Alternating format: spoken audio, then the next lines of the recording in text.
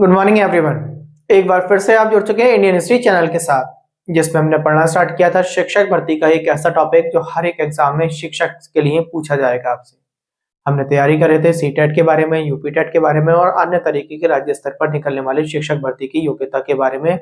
जो पूछा जाता है सबसे पहले आपका सीडीपी, और सीडीपी हमारे लिए जानना सबसे ज्यादा आवश्यक हो जाता है, क्योंकि एज ए टीचर हमें बच्चे को किस प्रकार समझना होगा और बच्चे को किस प्रकार समझाना होगा। जिसमें हमने अपने पिछले वीडियो में देखा, हमने सबसे पहले पढ़ना स्टार्ट करा संवेगात्मक विकास। हमने आपको संवेगात्मक विकास में बताया कि बच्चे के अंदर कैसे कैसे फीलिंग और फीलिंग के साथ में इमोशन उत्पन्न होते हैं। ये सारी बातें हमने संवेगात्मक विकास के बारे में चर्चा करी। उसके बाद हमने देखा कि बच्चा धीरे धीरे जैसे जैसे उसकी उम्र बढ़ती जाती है, कैसे कैसे वो समाज से सीखना स्टार्ट करता है, किस प्रकार उसके जो है जीवन में समाज का विकास होगा। तो हमने पढ़ा सामाजिक विकास के बारे में। बाद में हमने देखा कि बच्चे के अंदर भी जब विभिन्नताएं पाई जाती है, हर एक बच्चा एक तरीके से नहीं होता, चाहे वो बच्चे ट्विंस ही क्यों ना हो। सभी के सोच विचार, कार्य करने के ढंग, सभी की पसंद, सारी बातों में अलग होते हैं ये। तो इसमें हमने पढ़ा व्यक्तिगत विभिन्नता के बारे में, पढ़ा कि किस तरीके से बच्चे अलग होंगे, जिसमें हमने पढ़ा इंडिविजुअल डिफरेंसेस। इसके बाद हमने अपने ही वीडियो में देखा कि कुछ बच्चे इस प्रकार भी होते हैं जिन्हें सभी तरीके के लाभ नहीं मिल पाते, जिन्हें हमने अलाभान्वित बालक करके बोला। और उसमें हमने जाना कि कैसे कैसे सरकार ने अलाभान्वित बालकों के लिए योजनाएं चला रखी हैं और किन किन योजनाओं से वो किस किस तरीके से लाभ पाता है। और उन लाभ को पाने के बाद वो न केवल अपना वातावरण को सुधारता है, उसके साथ साथ अन्य जो है उसके परिवार वाले या उसके आसपास के समाज को भी बच्चा उस वातावरण को संभाल सकता है। ये सारी बातें हमने अलाभान्वित बालक में की। उसके बाद हमने देखा कि किस प्रकार लॉरेंस और कोहलबर्ग के बारे में, लॉरेंस कोहलबर्ग पे हमने चर्चा करी कि किस प्रकार से वो ग्रेजुएशन कर रहे होंगे। तो ग्रेजुएशन करते समय उन्हें ये फील हुआ होगा कि जीन पियाजे ने जो है संवेगात्मक विकास जो बोला, उस संवेगात्मक विकास में किस तरीके से अंतर पाए जाते हैं। ये सारी बातें हमने कर ली थी। आज अगर हम नए टॉपिक की बात करें तो टॉपिक होगा हमारा क्रिएटिविटी। क्रिएटिविटी मतलब सृजनात्मकता। तो आज का जो टॉपिक होगा हमारा क्रिएटिविटी होगा। क्रिएटिविटी का मतलब हमने बता दिया। क्रिएटिविटी आपसे बहुत ज्यादा पूछा जाता है। इससे पहले जो मैंने आपको 5 टॉपिक बोले, वो पांचों के 500 टॉपिक में से आपको एक एक क्वेश्चन मिलना 100% कंपलसरी होता है। इसी प्रकार क्रिएटिविटी की अगर बात करें, जिसका नाम हमने सृजनात्मक पढ़ा हमने, आज इसे हम जो डिटेल में समझेंगे और डिटेल में समझने के बाद देखेंगे कि एग्जाम की दृष्टि से ये सबसे इंपोर्टेंट टॉपिक है और इसमें से आपसे 101% आपसे क्वेश्चन पूछा जाता है। आप कोई सा भी एग्जाम देंगे, एग्जाम जो टीचर की भर्ती का होगा, उस एग्जाम में क्रिएटिविटी से एक क्वेश्चन जरूर मिलेगा आपको। देखिए, आपसे सबसे पहले पूछा जाएगा क्रिएटिविटी होती क्या है, व्हाट इज क्रिएटिविटी। तो आप बताएंगे क्रिएटिविटी का मतलब है एक अपने आप में नया करना। आप किसी की नकल ना करें। कोई बच्चा है किसी की नकल नहीं कर रहा है, अपने आप में चीजों को बना रहा है, अपने आप किसी चीज की खोज करी, उसने किसी चीज को पैदा करा एक तरीके से। मैंने कहा, आपने फॉर एग्जांपल आपके घर में बहुत सारी वेस्टेज चीजें होती है और उन वेस्टेज चीजों से आपने जो है क्रिएटिविटी दिखाई उसमें, और दिखाने के बाद कुछ नई चीज बना ली जो समाज में किसी संसार में अभी तक वो चीज नहीं बनाई गई हो, तो वो आपकी क्रिएटिविटी है। जैसे कि मैंने आपसे कहा कि आज अगर हम देखें, एक तरीके से नकल ना करना हो आपका। जैसे कि पुराने कपड़े होते हैं और पुराने कपड़ों से सभी लोग जो है, जो महिलाएं घर में होती हैं, बहुत सारी चीजें बना लेती हैं। जैसे कि मैंने कहा, पुराने कपड़ों को जोड़कर उन्होंने थैला बना लिया, तकियों के कवर बना लिए, तरह तरीके की चीजें बनाती हैं।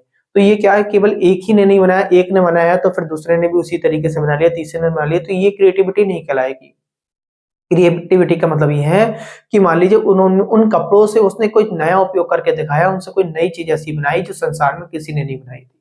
तो क्रिएटिविटी का मतलब आप समझ गए होंगे। क्रिएटिविटी का मतलब होता है सृजन करना, किसी चीज को पैदा करना, उत्पन्न करना, नई वस्तु का आविष्कार करना, निर्माण करना, खोज करना, इस तरीके से हम मान सकते हैं। तो सृजनात्मकता क्या है, आपसे पूछ ले कि सृजनात्मकता क्या है, तो आप बताएंगे कि बिना किसी की नकल करे, ठीक है, बिना किसी की नकल, आप किसी की नकल नहीं कर रहे हैं बनाने में, बिना किसी की नकल के नई वस्तु का या नई चीज का निर्माण करना, नई वस्तु का निर्माण, ठीक, ये क्रिएटिविटी होती है। आपने निर्माण करी है, इसका मतलब वो खोज करी है आपने, ठीक है, इससे पहले किसी ने उस चीज को नहीं किया था, मतलब सृजन किया है आपने। सृजन का मतलब इस तरीके से मैं कह सकता हूँ उस चीज को तुमने पैदा किया है, इससे पहले वो चीज नहीं थी। तो आपसे अगर पूछी जाए कि क्रिएटिविटी क्या है, तो आप क्रिएटिविटी को बहुत आसानी से बता दोगे कि हमारे सर ने बताया था कि आप किसी की नकल ना करें, आप अपना कुछ नया करके दिखाएं। आपके मन में जो एक नया आइडिया आया होगा, जो उत्पन्न हुआ, उस पर जो आपने कार्य करा। जैसे बहुत सारे एग्जाम्पल मैंने आपको दे दिए, जैसे पुराने कपड़ों का भी दे दिया। आप देखें तो इसके लिए भी तीन प्रकार से तीन चीजें बहुत ज्यादा इंपॉर्टेंट हो जाती है। आपसे पूछेगा, देखिए तीन तरीके की क्रिएटिविटी होती है। आपसे क्रिएटिविटी के प्रकार पूछे तो आप तुरंत बता देंगे तीन तरीके की होगी। और तीन तरीके में अगर चर्चा करें तो नंबर एक में हम देखेंगे नवीनता, मतलब आपने नई चीज देखी। मौलिकता यानी उसका कोई आधार बनाया होगा आपने। और उसके साथ साथ लचीलापन। लचीलापन मतलब क्रिएटिविटी जो की जाती है कभी कभी जेंडर को देखते हुए भी की जाती है, कभी कभी बेसिक नीड्स को देखते हुए की जाती है। जैसे कि मैं आपसे बताऊं तो इसमें मैंने आपको दूसरे पॉइंट में आपको क्या बताया, देखो एक तो नवीनता देखी जाएगी, आपने क्या नवीन करा है। एक उसकी मौलिकता देखी जाएगी, मौलिकता यानी उसका क्या आधार रहेगा। और उसके बाद मैंने लचीलापन बताया। लचीलापन की बात में थोड़ा सा ये इसे मैं थोड़ा सा क्लियर कर देता हूँ। आप लचीलेपन में आप इस तरीके से समझिए लचीलापन, जैसे कि मैंने कहा कि आपके परिवार में बर्थडे हुआ, किसी का बच्चे का बर्थडे हुआ, तो बच्चे का बर्थडे होगा तो जब आप केक बनवाने वाले के पास जाएंगे तो केक वाला आपसे पूछ लेगा कि किसका बर्थडे है, किसी लड़के का है या लड़की का है। तो आप बता देंगे फॉर एग्जाम्पल लड़के का है, तो वो तुरंत जो है वो लड़के से रिलेटेड केक पर जो है क्रिएटिविटी कर देगा। लड़के से रिलेटेड मान लीजिए कि उसने किसी तरीके का जो है कार्टून बना दिया, और किसी तरीके का मैंने कहा कि कोई कार वगैरह बना के दे दी, केक को ही कार की शेप में बना दिया। तो इस तरीके से उसने क्रिएटिविटी दिखा दी वहां पर। अभी आप कहते थे लड़की का है, तो क्या पता उस केक में उसने जो है बहुत सुंदर सी डॉल बना दी हो। तो ये लचीलापन होगा आपका। तो लचीलापन को भी हम ध्यान रखेंगे, जेंडर के हिसाब से तोड़ देंगे। और जेंडर के साथ साथ उस समय की उपयोगिता के आधार पर लचीलापन को तोड़ा जा सकता है। ये सब किस में आएगा, क्रिएटिविटी में आएगा। मैं आशा करता हूँ क्रिएटिविटी आपको समझ में आ गई होगी। क्रिएटिविटी का मतलब है किसी चीज का सृजन करना, यानी पैदा करना। पैदा करना मतलब उत्पन्न करना, ऐसी चीज जो आज से पहले नहीं बनी हो, आप जो है उस चीज को पहचान। अब तीसरे नंबर पे अगर पॉइंट की हम चर्चा करें तो आपसे पूछा जाएगा क्रिएटिव होते कौन लोग हैं। आपसे पूछा जाएगा कि क्रिएटिव कौन है, आप किस प्रकार पहचानेंगे कि क्रिएटिव कौन है, यानी सृजनात्मक व्यक्ति कौन होता है। आपसे ये पूछा जाएगा क्रिएटिव की जो बात करी है कि आखिर है कौन क्रिएटिव। देखिए वो हर एक व्यक्ति क्रिएटिव है, वो हर एक बच्चा क्रिएटिव है जिसके मन में जो है नए नए आइडिया आए। और आइडिया अगर नए नए आ रहे हैं और उन आइडिया पे वो कार्य कर रहे हैं, तो आप बता देंगे सर ने हमारे बताया था। आपसे पूछे क्रिएटिव कौन है, तो आप ध्यान रखेंगे कि सर ने बताया था जिसके मन में विचार आए और विचारों पर वो कार्य करे, उन कार्यों को करे। मैंने कहा कि जो है जैसे कि हमने पीछे देखा कि बहुत सारे हमने साइंटिस्टों के बारे में पढ़ा, जो विदेशी साइंटिस्ट हुआ करते थे, चाहे हमने कहा एडिसन हुआ आपके, चाहे कोई भी व्यक्ति हो, तो उन्होंने बहुत बहुत बार क्रिएटिविटी दिखाई होगी, एक्सपेरिमेंट करा होगा, चीजें बिगड़ी होंगी, लोगों ने उन्हें मूर्ख बताया होगा। उसके बाद भी वो उन चीजों पर कार्य करते रहे, अपने आप की क्रिएटिविटी दिखाते रहे। जिस चीज को लोगों ने कहा होगा ये तो इम्पॉसिबल है, ऐसा जो है इम्पॉसिबल रहेगा, ऐसा हो ही नहीं सकता कभी, ये चीज असंभव है, और उन चीज को उसने असंभव को भी संभव करके दिखा दिया। तो इस तरीके से वो एक इनकी एक क्रिएटिविटी थी। अब क्रिएटिविटी की बात करें तो ये क्रिएटिविटी क्या है, तो आप ध्यान रखेंगे क्रिएटिविटी जो होती है प्रकृति प्रदत्त होती है। ये क्या है, क्रिएटिविटी प्रकृति प्रदत्त होती है कि अपने आप ना प्रकृति प्रदान कर देती है बच्चे को, हम नहीं डाल सकते उसमें। ये समझ लीजिए गॉड गिफ्टेड होती है एक तरीके से, तो प्रकृति प्रदत्त है आपकी। तो क्रिएटिविटी के बारे में आपसे पूछ ले तो आप बता देंगे कि हमारे सर ने बताया था कि ये क्या है, प्रकृति प्रदत्त है आपकी। ठीक है, प्रकृति इसे देती है। अगर हमने बात करी कि किसी भी बच्चे में कब से हम क्रिएटिविटी देख सकते हैं, तो आप बता देंगे लगभग 3 से 4 वर्ष की अवस्था में जाकर, जब बच्चा 3 से 4 की आयु में पहुंच जाएगा तो उसके अंदर अपने आप ऑटोमेटिक क्रिएटिविटी जो है उत्पन्न होना स्टार्ट हो जाएगी। ठीक है, तो क्रिएटिविटी क्या है, प्रकृति प्रदत्त होगी, और 3 से 4 साल के बच्चे में जो है ये आने लगेगी। जैसे कि आपने देखा होगा 3 से 4 साल के बच्चे के हाथ में अगर चाकू दे दें आप, या मैंने आपसे कह दिया पेंसिल दे दें, तो वो ना उस पेंसिल से तरह तरीके के उस पे ना दीवार वगैरह पे ड्राइंग बनाने लगेगा। और जब वो दीवार पे ड्राइंग बना रहा होगा तो कोई बच्चा किस तरीके से बना रहा होगा, कोई किसी प्रकार से बना रहा होगा, दीवार के साथ साथ अन्य चीजों पर भी उस पेंसिल का उपयोग कर रहा होगा वो। तो हम लोग क्या करते हैं, हम ना अपने हमारे जो भारत की बात हो रही है इस समय वर्तमान की, तो भारत में जो माता पिता होते हैं, अधिकांश माता पिता जो होते हैं इस क्रिएटिविटी को वहीं शांत कर देते हैं। बच्चे ने, मैंने कहा कि दीवारों पर कोई डिजाइन बना रहा था या कुछ भी कर रहा था, तो उसे वो देखेंगे नहीं, वो तुरंत उसे मारने लगेंगे, पीटने लगेंगे, डांटने लगेंगे कि तुमने ये क्या करा, चीजें खराब कर दी। और धीरे धीरे धीरे धीरे जो क्रिएटिविटी उसके अंदर उत्पन्न होने का, विकास होने का जो है एक माध्यम बनने वाला था, तो वो उस माध्यम को खत्म हो जाती है। विदेशों में क्या होता है, अगर हम बात करें कि जैसे कि एग्जाम्पल में देखें, तो बहुत सारी हमने जो है ज्यादातर खोज देखते हैं, तो लगभग 90% खोज देखते हैं भारतीयों से अलग विदेशियों की होती है।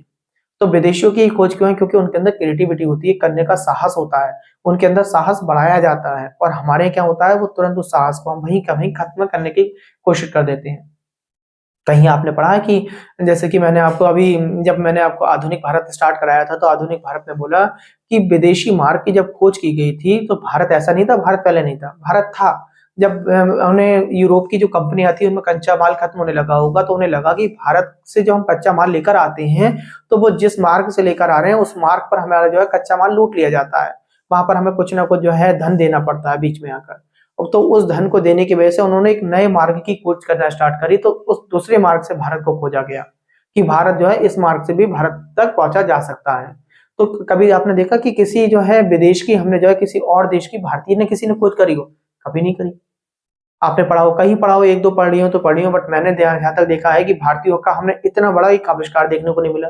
इतने बड़े बड़े आविष्कार हुए हैं, जैसे कि फॉर एग्जाम्पल मैंने कह दिया, आज हम लाइट में भी बैठे हुए हैं, तो कितने साल तक उन्होंने जो है कोशिश करी होगी। ऐसा नहीं है भारतीयों ने आविष्कार नहीं की, भारतीयों ने बहुत सारे आविष्कार किए हैं, बट अंतर क्या आ रहा है यहाँ पर, जो क्रिएटिविटी होती है हम भारतीयों की ना यहीं पर ही बंद कर देते हैं, ना कि हम आगे बढ़ लेते हैं। तो इस तरीके से आप ध्यान रखेंगे। अब जैसे कि मैंने कहा ना, जब माता पिता या टीचर्स भी ना कहीं क्रिएटिविटी कैसे रोकते हैं। आज आप एज ए टीचर जब टीचर बनने जा रहे हैं, तो क्रिएटिविटी के बारे में इतना ध्यान से सुन रहे हैं और आप जो है सीख रहे हैं। और जब आप टीचर बन जाएंगे ना कहीं आप भी क्रिएटिविटी को रोकने को जो है आगे बढ़ने लगेंगे। आप देखेंगे, जैसे कि फॉर एग्जाम्पल आप किसी बच्चों का एग्जाम्पल दे रहे हैं, तो आपने एग्जाम्पल दिया, मैंने कहा किस प्रकार रोकेंगे। आपने बोला वह स्कूल जाता है, वह स्कूल जाता है, ये आपने सेंटेंस लिखवा दिया, ठीक। अब वह स्कूल जाता है सेंटेंस लिखवा दिया, और बच्चे ने क्या करा, बच्चे ने इसमें क्रिएटिविटी दिखाई। बच्चे ने क्या दिया कि वह स्कूल जाता है की जगह उसने लिख दिया, मैं अपने पिताजी के साथ स्कूल आऊंगा। मैं अपने पिताजी के साथ स्कूल आऊंगा, तो क्या करोगे आप? तुरंत बच्चों को डांट दोगे। तुम पिताजी लिख लोगे? तुम आऊंगा लिख लोगे? कैसे लिखा जाएगा? है, इतने सारी मात्राओं में इतना बड़ा सेंटेंस लिखोगे, आपकी गलती नहीं होगी क्या? तो आपने वहीं रोक दिया, तो बच्चा कहेगा हाँ शायद ऐसा हो सकता है, मैं गलती कर लूं। तो इस वजह से क्या होगा, बच्चा रुक गया। माता पिता ने देखा कि जो है टीचर ने बहुत छोटा सा सेंटेंस लिखवाया, तो क्या कि वह गोवा गया। अब गोवा गया, गोवा बहुत सिंपल था, लिख दिया उसने। और वहीं पर ही फॉर एग्जाम्पल आ जाता है कि वह चंदौसी गया। अब वो माता पिता कंफ्यूज हो जाएंगे, कहीं चंदौसी में आधा ना बनेगा, दा पे बड़े औ की मात्रा लगी, कहीं बच्चा गलत तो नहीं कर देगा। कहीं तिरुवनंतपुरम लिखा हुआ है, तो तिरुवनंतपुरम गलत तो नहीं कर देगा बच्चा। एक छोटा सा नाम दे दिया उसने, फॉर एग्जाम्पल राधा बोल दिया, ठीक, राधा बोल दिया, और वहां पे देखा कि एक नाम लिख दिया जैसे सृष्टि। अब सृष्टि नाम लिखा, सृष्टि नाम कहीं मात्राओं में गलती तो नहीं कर देगा। कहीं इंग्लिश में लिख रहा होगा तो सृष्टि को किस तरीके से लिखेगा वो, कहीं SHRI की जगह SHIR तो नहीं कर देगा। दोनों तरीके से तो नहीं लिखा जाता है।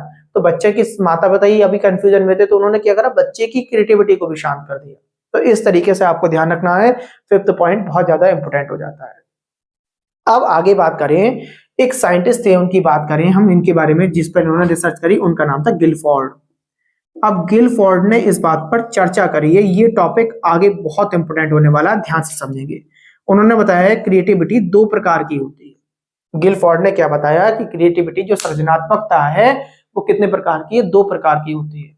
एक तो होती है डाइवर्जेंट, और देखिए आप अगर ना पीछे के एग्जाम उठा के देखेंगे, तो कहीं ना कहीं आपको अधिकांश एग्जामों में ये गिलफोर्ड के बारे में जरूर मिलेगा कि एक तो डाइवर्जेंट होगी, डाइवर्जेंट क्या होगी, और इसके बाद अगर बात करें तो कन्वर्ज होगी, तो कन्वर्जेंट क्या होगी। तो दोनों तरीके की थिंकिंग पे बात की जाएगी। देखिए अगर बात करें तो कन्वर्जेंट की बात करते हैं सबसे पहले। कन्वर्जेंट का मतलब, कन्वर्जेंट थिंकिंग का मतलब होता है एक विध चिंतन, ठीक। देखिए बात करते हैं, नंबर 7 में पॉइंट डाल के मैं बात कर रहा हूं आपको मैंने क्या समझाया, आप समझेंगे कि गिलफोर्ड ने दो तरीके की जो है क्रिएटिविटी बताई। उन दो में क्या बताया, नंबर 1 पे अगर बात करें तो कौन सी बताई, आपकी कन्वर्जेंट थिंकिंग बताई। कन्वर्जेंट का मतलब हो गया एक विध चिंतन। तो सबसे पहले कन्वर्जेंट की बात करेंगे। कन्वर्जेंट थिंकिंग ये क्या है, जिसे हमने क्या बोला, एक विध चिंतन करके बोल देते हैं, एक विध चिंतन। ध्यान से समझना, चित्र द्वारा समझा रहा हूं।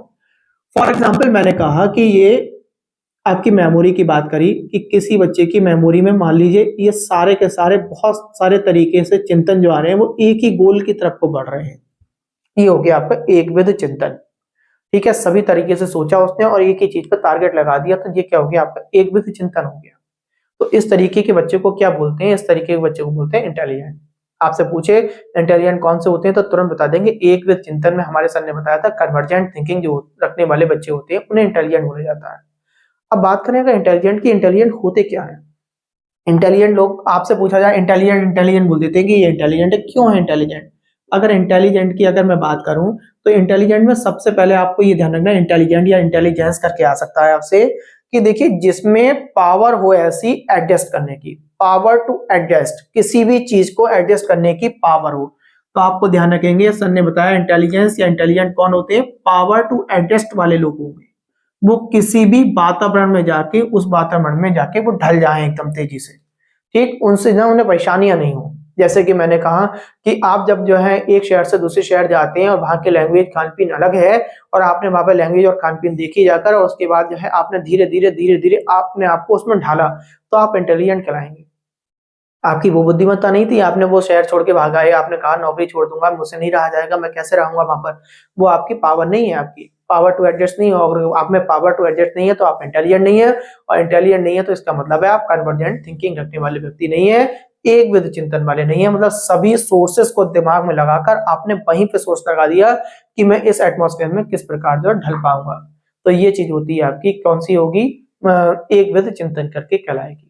तो गिलफोर्ड ने कितने चिंतन बताए? आपने दो प्रकार के गिलफोर्ड ने चिंतन बताए, जिसमें पहला वाला हमने आपको बता दिया। अब दूसरे वाले की चिंता बात करेंगे, जिसका नाम हो जाएगा बहुविध चिंतन। क्या हो जाएगा? बहुविध चिंतन। ठीक, अब दूसरे वाले की अगर बात करें तो देखिए मैंने पहला पॉइंट ये हो गया, दूसरे पॉइंट में हम बात करें ये हो जाएगा आपका बहुविध चिंतन। बहुविध चिंतन किस प्रकार से होता है, चलिए इस पे आ जाते हैं। बहुविध चिंतन, चिंतन, ठीक है, इसे मैंने क्या बोला? इसे बोल देते हैं डाइवर्जेंट, डाइवर्जेंट थिंकिंग की बात हो रही है। देखिए इसमें क्या होगा, एक बच्चा ना, जैसे कि ये बच्चे का गोल था वो ना विभिन्न दिशाओं में बता रहा होगा, विभिन्न दिशाओं की तरफ को भाग रहा होगा, बहुत सारे तरीके की, अरे मैं ये भी कर लूं, मैं वो भी कर लूं, मैं ये भी कर लूं, मैं वो भी कर लूं, इस तरीके से बातें चल रही होंगी। तो ये क्या होंगी आपकी? आपकी होंगी बहुविध चिंतन। बहुविध चिंतन के बारे में हमने पढ़ा कि डाइवर्जेंट थिंकिंग क्या होगी कि एक ही बच्चे के बहुत सारी तरफ को जो है दिशाओं में जो है मन भाग रहा होगा। अब देखिए क्रिएटिव की बात करें अगर हम, अब प्रकृति क्या कहती है?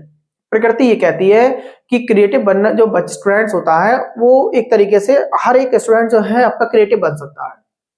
प्रकृति बताती है कि क्रिएटिव जो बनना है स्टूडेंट्स को, वो प्रकृति जो है 100% उससे जो है बनाएगी। ठीक, सबसे पहले आप ऐसा समझ लें कि क्रिएटिव कैसे बना जाएगा, तो आप ध्यान देंगे प्रकृति क्रिएटिव बनाती है किसी भी चीज को। तो प्रकृति हर एक व्यक्ति को जो है 100% जो है क्रिएटिव बना देगी। 100% क्रिएटिव कैसे बनाएगी? प्रकृति। ठीक है, आप अपने आप नहीं बन सकते, ये प्रकृति बताएगी। कैसे कहेगी? इसने, प्रकृति ने ये कह रखा है, प्रकृति से अगर हम आशय करें, मतलब किताबें हमें इस तरीके से प्रकृति पर जो है बल देती हैं कि जो व्यक्ति एक विध चिंतन रखने वाला है व्यक्ति, ठीक है, जो व्यक्ति क्रिएटिव है वो व्यक्ति इंटेलिजेंट तो होगा 100%। प्रकृति का मानना यह है कि क्रिएटिव व्यक्ति जो होते हैं वो 100% इंटेलिजेंट होते हैं, जिसमें बहुत सारी चीजों को नया करने की जो है सोच होती है, वो व्यक्ति इंटेलिजेंट होते हैं। ठीक, और ये ध्यान रखना जो व्यक्ति इंटेलिजेंट होता है वो व्यक्ति क्रिएटिव नहीं हो सकता। 100% होंगे, लगभग मैंने कहा बहुत सारे लोग हो सकते हैं जो इंटेलिजेंट भी, इंटेलिजेंट के साथ साथ क्रिएटिव भी बन सकते हैं, बट सभी इंटेलिजेंट व्यक्ति कभी भी क्रिएटिव नहीं होंगे, और मगर सारे के सारे क्रिएटिव व्यक्ति इंटेलिजेंट हो सकते हैं। जिनमें नए करने की आशा होगी वो तुरंत जो है आपके क्या होंगे? इंटेलिजेंट होंगे। कुछ ना कुछ तरीके से वो नया करने की सोचते रहेंगे, और जो ज्यादा इंटेलिजेंट होंगे, जो इंटेलिजेंट होंगे, वो कभी कभी अपने क्रिएटिविटी को रोक जाते हैं, वो नहीं करना चाहते, वो जो है समाज को नहीं दिखाना चाहते। इसके साथ साथ मैंने कहा वो कहीं ना कहीं जो है ये सोचने लगते हैं कि मुझे कहीं इससे बहुत बड़ा नुकसान हो जाएगा, इस वजह से भी अपनी क्रिएटिविटी को वहीं तक रोक जाते हैं। तो इस बात को आप समझ गए होंगे और यही सारी चीजें जो मैंने आपको बोली, जैसे कि मैंने कहा प्रकृति जो है 100% जो है हमें क्रिएटिव बनाती है और प्रकृति ही हमें इस बात को बताती है कि जो क्रिएटिव लोग होते हैं वो 100% आपके जो है इंटेलिजेंट बनेंगे, बट इंटेलिजेंट जो होते हैं वो 100% क्रिएटिव नहीं हो सकते। ये सारी बात आप ध्यान रखेंगे। इसी को हम जो है थ्रेशोल्ड होल्ड मॉडल बोलते हैं। आपसे कोई पूछ ले थ्रेशोल्ड मॉडल क्या है तो आप तुरंत बता देंगे कि इंटेलिजेंट लोग जो होते हैं वो क्रिएटिव नहीं हो सकते और क्रिएटिव लोग जो हो सकते हैं वो इंटेलिजेंट हो सकते हैं। इसे हम क्या बोलते हैं? थ्रेशोल्ड मॉडल बोलते हैं, जिसे हम देहली मॉडल या देहरी मॉडल करके बोलते हैं। ठीक है, तो हमने इसे क्या बोला? थ्रेशोल्ड मॉडल करके बोलेंगे। तो आप ध्यान रखेंगे कि हमारे सर ने क्या बता दिया था कि यही सारे जो काम हम कर रहे हैं उसे ही हम थ्रेशोल्ड मॉडल बोलते हैं। थ्रेशोल्ड मॉडल की बात करेंगे हम। इतनी बात आपकी क्लियर हो गई होगी शायद, मैं समझता हूँ, आशा करता हूँ ये बात सारी के सारी आपको क्लियर होती जा रही है। चलिए आगे की बात करेंगे। देखिए, अब कभी-कभी बात आ जाती है इसी में, जो क्रिएटिव लोग होते हैं उनकी लगभग जो है मेंटालिटी की बात करी जाए तो इनकी जितने भी क्रिएटिव होंगे उनकी मेमोरी होती है वो 90 से, जो आईक्यू होता है वो 90 से हमेशा ऊपर रहता है। 90 से नीचे वाले क्रिएटिव व्यक्ति नहीं होते। तो अधिकांश जो आपके क्रिएटिव मिलते हैं आपके 90 से 110 में पाए जाते हैं। और 110 से ऊपर की अगर बात करेंगे अगर हम आईक्यू की, जिनका आईक्यू 110 से भी ऊपर होगा तो वो ज्यादा क्रिएटिव होंगे, मोर क्रिएटिव होंगे, सारे जीवन एक तरीके से क्रिएटिविटी में निकाल देंगे वो। देखा जैसे कि हमने बहुत बड़ा एग्जांपल लिया, हमने मूवी देखी थी एक थ्री इडियट। तो थ्री इडियट में देखा था हमने आमिर खान को कि इतना क्रिएटिव था, वो हर एक चीज में क्रिएटिविटी ढूंढा करता था। जैसे कि मैंने कहा कि अगर पानी नहीं आ रहा है तो हमने फिर मूवी में देखा वो कि जो बाहर जाके नहाना स्टार्ट कर दिया उसने, जहां पानी मिला वही नहा लिया, वो उसे कोई फर्क नहीं पड़ता है। उसने देखा कि फॉर एग्जाम्पल कहीं भी अगर मान लीजिए उसमें दिखाया था कैंटीन में बैठा हुआ है तो कैंटीन में जाके फ्रीज खोल दिया उसने, चाहे बाद में बंद हुआ या नहीं हुआ उससे कोई मतलब नहीं है उसे। उसने वहां पे अपनी क्रिएटिविटी दिखाना स्टार्ट कर दिया। हमने देखा जब वो रैंकिंग होना स्टार्ट हुई थी तो रैंकिंग में उसने जाके छठे सातवें की क्लास का जो है एक रूल जो हमने पढ़ रखा है जो सॉल्ट वाला, तो वहां पे उसने देखा कि जो उसने एक स्पून लिया, स्पून से जो है वहां पे थोड़ा सा उसने देखा कि जो है ये जिस तरीके से कह रहा है कि मैं आपकी जो है दरवाजे पर टॉयलेट कर दूंगा, तो उससे भी उसने एकदम तेजी से करंट के जो है एकदम उसने करंट के बारे में पढ़ लिया, जो हमने छठे सातवें में पढ़ा था इस चीज के बारे में, एसिड के बारे में। तो ये सारी चीजें क्या है? क्रिएटिविटी का उदय होता है। तो क्रिएटिविटी का उदय हमारे अंदर होगा। एक टीचर को क्या है, उसकी क्रिएटिविटी बच्चे की शांत नहीं होने देनी है, बार बार उत्पन्न करनी है। और वही सबसे ज्यादा इंटेलिजेंट व्यक्ति कहलाता है जो क्रिएटिविटी को सीख ले और सीखने के बाद उस चीज का उपयोग कर ले। और हम क्या करते हैं? सीख लेते हैं, हम उपयोग नहीं करते। आज हम सीख रहे हैं इन सारी बातों के बारे में और हम बहुत सारे क्रिएटिव भी होंगे। जो सरकारी स्कूल में टीचर होते हैं अधिकांश, क्या सभी टीचर की बात करें, नौकरी लगना इतना आसान नहीं है, बहुत पढ़कर आते हैं, बहुत इंटेलिजेंट होते हैं, मगर जैसे ही स्कूल में जाते हैं तो स्कूल में जाने के बाद क्रिएटिविटी दिखाते तो हैं, बट वो 100% अपनी क्रिएटिविटी पर बल नहीं देते। कहीं ना कहीं वो अपने आप को बचा कर रखते हैं। वो बच्चे में इतना घुल मिलना नहीं चाहते कि बच्चे को जो है बहुत सारी क्रिएटिव बना दें और बच्चे का विकास करना चाहें। वो बच्चे को उतना ही सिखाना पसंद करते हैं जितना उसका केवल एक तरीके से सिलेबस बोल रहा होगा, उतना ही क्रिएटिविटी में उसे जो है आविष्कार कराएंगे। तो अब आपको ये सारी बातें क्लियर हो गई होंगी। एक क्वेश्चन और अधिक पूछा जाता है, आपसे पूछा जाएगा क्रिएटिविटी का उदय कौन सी एज में होना स्टार्ट हो जाता है। तो 8th पॉइंट है आपका, मैंने बताया क्रिएटिविटी, जो आपकी बात चल रही है आपकी क्रिएटिविटी का उदय पूछेगा आपसे, का उदय कब होगा। ठीक है, का उदय। तो आपसे पूछे तो आप बता देंगे 3 से 6 वर्ष के बच्चे में क्रिएटिविटी का उदय होना स्टार्ट हो जाएगा। 3 से 6 वर्ष का जो बच्चा होगा उसमें क्रिएटिविटी का उदय होना स्टार्ट हो जाएगा। और कभी कभी आपसे पूछ ले जो है बिल्कुल चरमोत्कर्ष पे कब पहुंच जाएगा। चरमोत्कर्ष का मतलब जो है बहुत तेजी से जो है बहुत बड़े बल पर पहुंच जाए, तो वो 30 वर्ष की आयु में जाकर ये क्रिएटिविटी जो है चरमोत्कर्ष पे पहुंच जाती है हर एक व्यक्ति की।